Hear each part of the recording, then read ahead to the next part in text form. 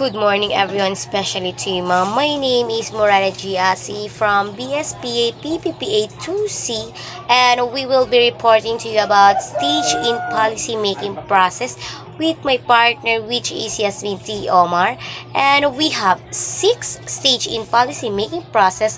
First is problem identification and definition. Second, agenda setting. Third, policy formulation. Fourth, policy legitimation. Fifth, policy implementation. And lastly is policy evaluation. And I will be reporting the 3 stages of policy making process, which is policy problem identification and definition. Second is agenda setting, and lastly is policy formulation. That I will be reporting to you about. So, what is problem identification and definition? Problem identification consists of clearly identifying the root cause of problem, developing a detailed problem statement that includes the problem effect on a population health. Problem identification and definition. Yes, of course. In problem identification, we need a clearly identifying to know the deeply problem. For example, an organization or a companies that has a problem, we need to identify the root of a problem, like the issue spreading about your company that cause of the profit or a companies in your members or staff of your company, so that you need to investigate to define the problem. In this chart, this is the step of how we can identify the problem and definition. This will be another example of problem identification and definition. First is design and build. Yes, in your project, prepare the design of your project and how we can build it. Present your design to your co-workers if that's okay with them. Second is data acquisitions. Of course, if you're presenting something to your boss or to your co-workers, you must know of what we acquired to your project that you present to them. Third, exploration and reporting. For solving a problem, you must search more to know the root of the problem, how we can solve it. Searching deeply is the only way to solve the problem. And report it to your boss so that he had an idea to your problem. Analysis. Most of the time, we can get rid of the analysis of something. We need to know its content. Like, for example, the problem of the company or organization, also our society.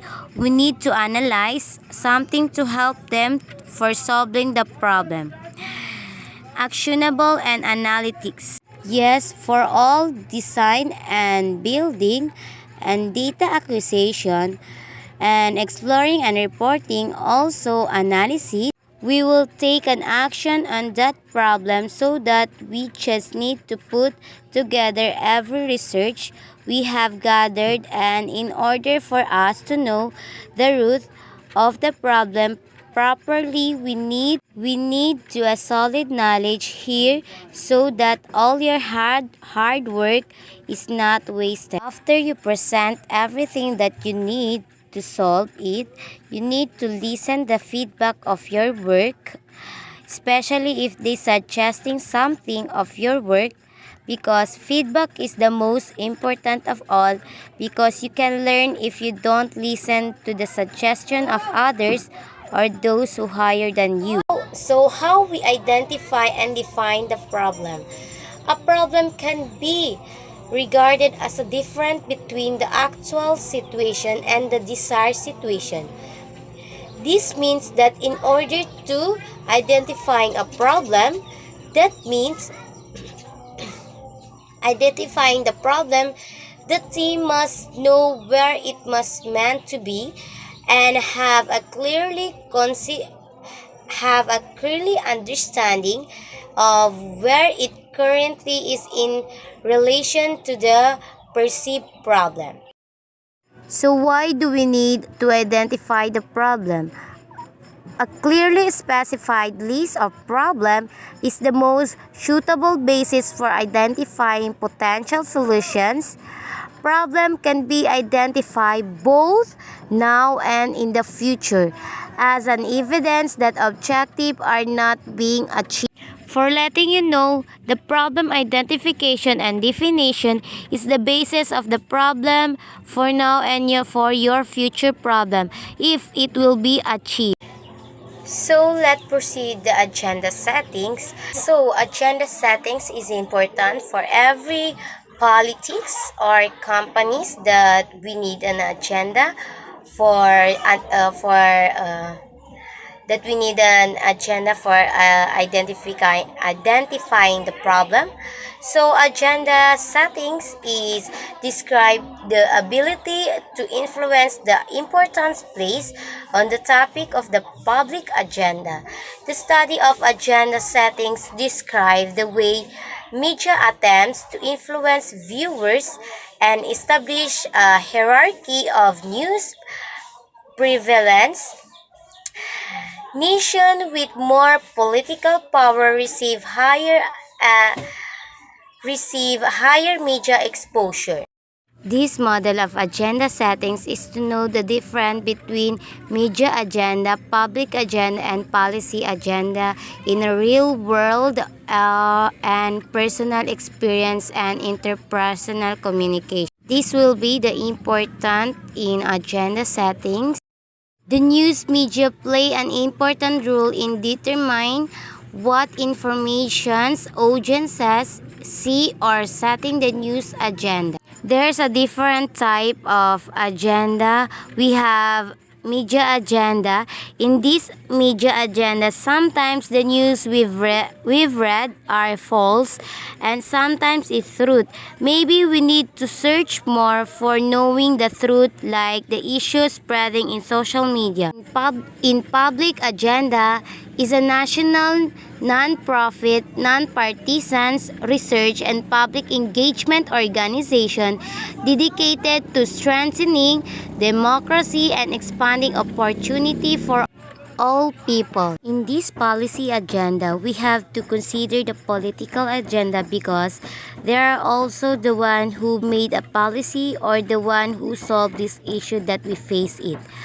These three types of agendas to let you know how you understand the news media affect and how individual process information and the vitriolic environment of social media polarize us is critical to explaining how bad actors can subvert ordinary media process to make people more susceptible to falling for fake news and misinformation.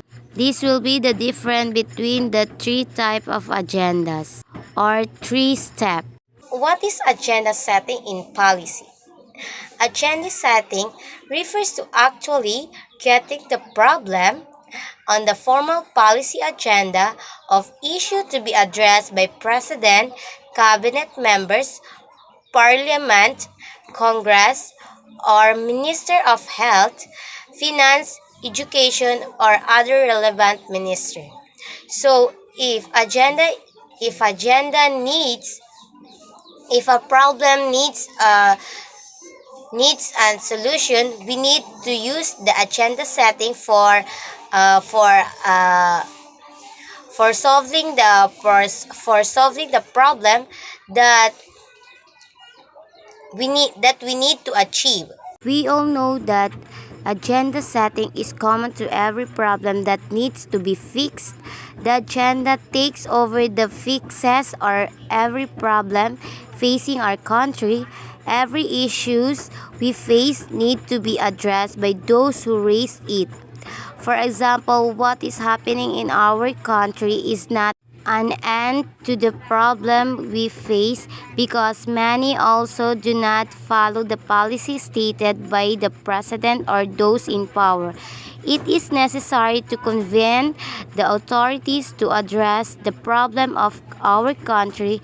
It is a formal task to properly to solve the problem. Policy formulation is the development of effective and acceptable courses of action for addressing what has been placed on the policy agenda. So this will be the part 2 of agenda settings. Um, Define policy formulation. Define this policy formulation is defined as both effective and acceptable. There's two rules. So we have two rules of policy formulation, which is analyze and policy maker. But the latter has the responsible.